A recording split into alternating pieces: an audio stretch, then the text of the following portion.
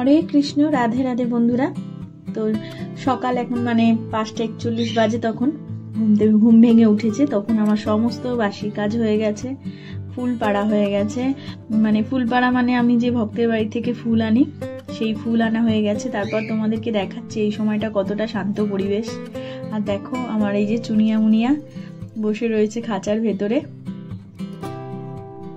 আর দেখো সব থেকে বড় আমার দুটো খরগোশ ছিল, সেই খরগোশগুলো আবার বাচ্চা দিয়েছে। ওদের এই যে ছানা দুটো দেখো কত বড় হয়ে গেছে। আর এই যে মা বাবা রয়েছে খাঁচায়।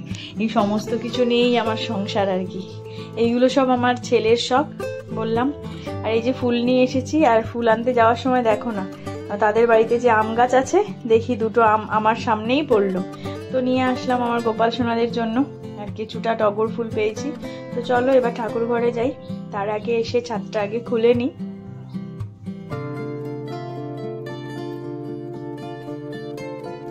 সকালবেলা ঘুম থেকে উঠলে কিন্তু খুবই ভালো লাগে। তোমাদেরকে তো এতদিন আমি ভিডিও দেখিয়েছি আমি একাদশীর দিন আমি কিভাবে আমার গোপাল সোনাদের সাথে সময়টা কাটাই। তো আজকে তোমাদেরকে দেখাবো আমি একাদশীর পরের দিন মানে দ্বাদশীর দিন আমি আমার গোপাল সোনাদের সেবা কিভাবে করি, আমি কিভাবে করি সেটা তোমাদেরকে দেখাবো। তো দেখো এখন এতটাই সকাল যে জবা ফুলগুলো ঠিক মতন ফোটেও নি, এখনো সেই মানে কুড়ি হয়েই মুড়ে রয়েছে। কিন্তু যত মানে রোদ হবে, যত বেলা বাড়বে তখন ঠিক সুন্দরভাবে ফুটে যায়। আর গাছে সেরকম কোনো ফুল ছিল না, একদিন ফুল খুব ফোটে আবার একদিন ফুল কম ফোটে। তো সে কারণে সোজা চলে গেছি ভক্তের বাড়ি ফুল আনতে। আর উনি তো রোজ দিয়েই যায় টগর ফুল, কারণ আমার টগর ফুল গাছটা নেই সে কারণেই। আর কত সুন্দর লাগছে দেখো আকাশটা। তো এবার চলে এসেছি ঠাকুর ঘরে। গোপাল সোনাদেরকে ঘুম থেকে উঠিয়ে নিয়েছি, চোখ মুখ ধুয়ে দিয়েছি। তো চলো আগে সূর্য প্রণাম, মা তুলসী মহারানীকে জল নিবেদন করে নিই, তারপর আবার ঠাকুর ঘরে আসবো। তো তার আগে ওই ঠাকুর ঘরটা একটু মুছে নিচ্ছি। আমার তো অনেক বড় ঠাকুর ঘর, অনেক বড় মানে ছোট ঠাকুর ঘর, তো খুব একটা বেশি সময় লাগে না ঠাকুর ঘর পরিষ্কার করতে। তো যেহেতু ঠাকুরের মানে গোপাল সোনারা শুয়েছিল, বাসি বিছানাটা তুললাম, তো একটুখানি জল দিয়ে মুছে নিচ্ছি।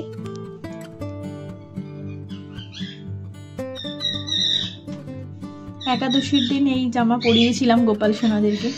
তারপর আমার আসমান পাত্রে গঙ্গা জল কমে গিয়েছিল।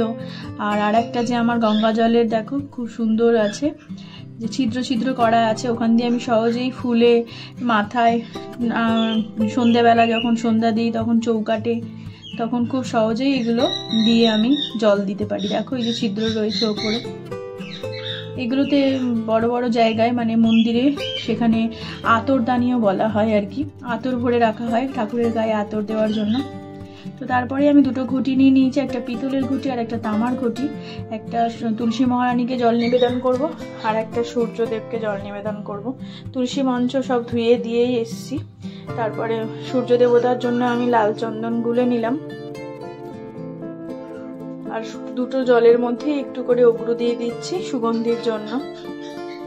আর অখণ্ড আতপ চাল, 5টা আতপ চাল নিয়ে আমি তামার ঘটিতে দিলাম। আর একটু লাল ফুল, লাল তো না এটা গোলাপি, আর সাদা ফুল একটু তুলসী মহারাজের জন্য নিলাম। আর একটু আমি রাখলাম আমার সূর্য দেবতার জন্য। আর দুটো ধূপকাঠি আর লাইটারটা নিয়ে নিলাম যে ওখানে গিয়েই দেবো। তুলসী মহারানীকে জল নিবেদন করবো। তুলসী তুলসী নারায়ণ, তুমি তুলসী বৃন্দাবন, তোমার শিরে জালিটাল অন্তিমকালে দিয়স্থল। এই মন্ত্র 3 বার বলে আমি তুলসী মহারানীকে প্রত্যেক দিনই জল নিবেদন করি।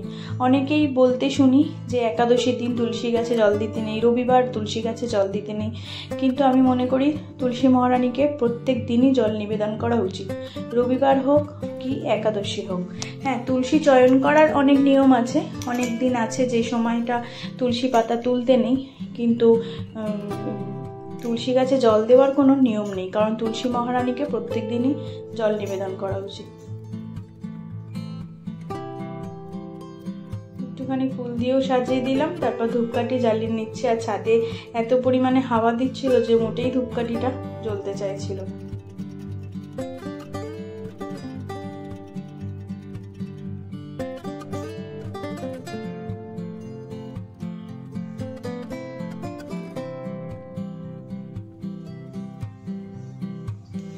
আমি তুলসী মহারানীকে 3 বার প্রদক্ষিণও করে নিলাম।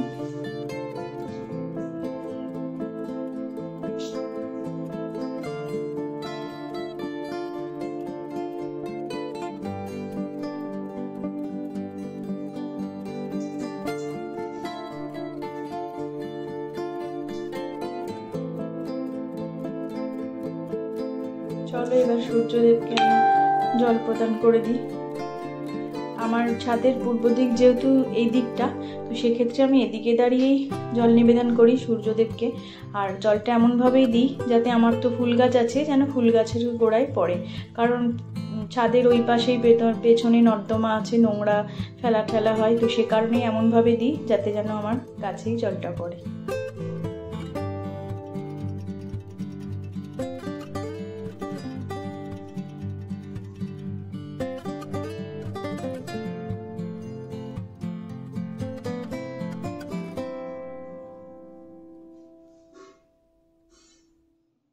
আমি যে ধূপও দেখাই, ধূপটা দেখিয়ে আমি ওই ফুল গাছের গোড়াতেই দিই। তো চলো এবার যাই ঠাকুর ঘরে। তুলসী গাছটা না ইঁদুরে খেয়ে খেয়ে দেখো না নষ্ট করে দিয়েছে, আর প্রত্যেকটা গাছ আমার ইঁদুরে খেয়ে ফেলছে, এত পরিমাণ মানে আমার ছাদে ইঁদুর হয়েছে। তো চলো সকালবেলা গোপাল সোনাদেরকে তো তুলে আমি মুখ ধুইয়ে সকালবেলাটা গিয়েছিলাম ফুল তুলতে। তো এবার এসেছি স্নান করাবো, তো স্নান পাত্রে স্বস্তিক চিহ্ন দিয়ে নিয়েছি। আর একদম মানে জলের মধ্যে, সাধারণ জলের মধ্যেই আর কি, অগরু, গোলাপ জল, চন্দন, ফুল দিয়ে, তুলসী পাতা দিয়ে গোপাল সোনাদেরকে স্নান করাবো। আর দেখো তুলসী পাতা একদম শুকিয়ে গেছে। তুলসী পাতা যদিও বা একাদশীর দিন তুলতে পারো, কিন্তু দ্বাদশীর দিন মোটেই তুলসী পাতা তোলা যায় না। তো সেক্ষেত্রে তুলসী পাতাটা একটু শুকিয়ে শুকিয়ে গিয়েছিল। গোপাল সোনাদের নিয়েও চলে এসেছি স্নান করাতে।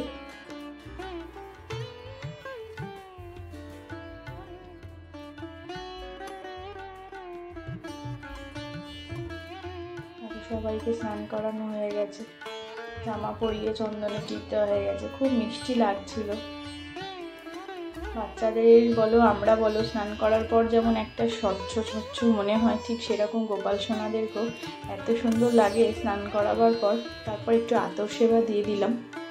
আমি গায়ে আতর অতটা দিই না, কারণ আতরের মধ্যে তো একটা হালকা কেমিক্যাল থাকেই, কিন্তু ওটা বাচ্চাদের গায়ে দেওয়া মানে গাটা জ্বালা করে, তো সে কারণেই আমি আতরটা ওদের গায়ে না দিয়ে ওদের জামার মধ্যেই দিই।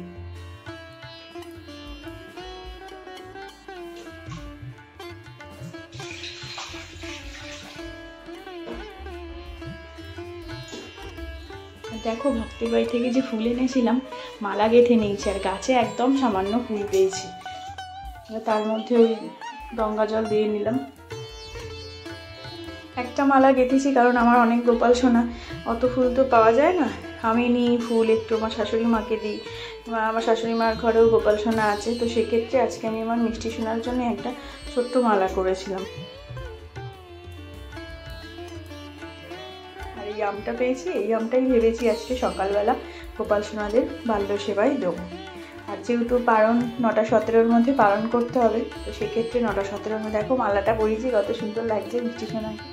আর ফুল দিয়ে সবাইকে সাজিয়েছি। তো যেটা বলছিলাম, তো অত তাড়াতাড়ি তো ভোগ নিবেদন করতে পারি না, কারণ রান্না করে উঠতে পারি না। তো সেক্ষেত্রে আমি মুড়ি, চিড়ে, খই এই সমস্ত দিয়ে দ্বাদশীর দিনটা আমি ওদেরকে আগে সকালের ভোগটা দিই, যাতে আমি সেটা প্রসাদ হিসাবে পেয়ে আমি আমার একাদশীর পালনটা করতে পারি। তারপরে আমি দুপুরবেলা ওদের ভোগ নিবেদন করি। দেখো কত সুন্দর লাগছে।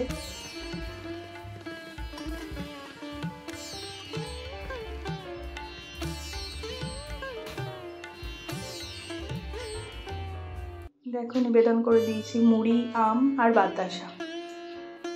আর ভক্তের মনের ভক্তি সত্যিকারের বলতে আসল। সেবা করার জন্য ভগবানের ভক্তের মনের ভক্তির দরকার পড়ে, আর কিচ্ছু দরকার পড়ে না। সকালবেলার আরতিটা করে নিলাম ধূপ আর প্রদীপ দিয়ে।